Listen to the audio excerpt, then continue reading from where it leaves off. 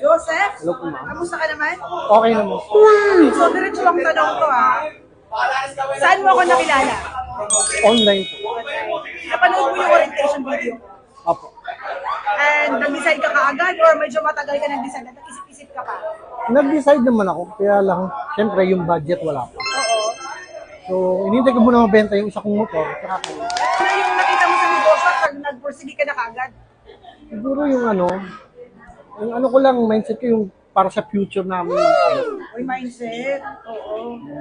Yung, kumbaga parang, siguro ito na yung chance, nagbigay ng opportunity si God, gagrab ko na. Walang takot na baka makalugi? Meron naman, normal naman yun, pero malakasan lang ang loob.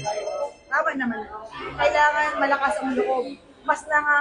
Mas lumalamang dapat na malakas ang loob mo na i-work out yung business. So, ilang araw ka na ngayon or linggo dito sa negosyo?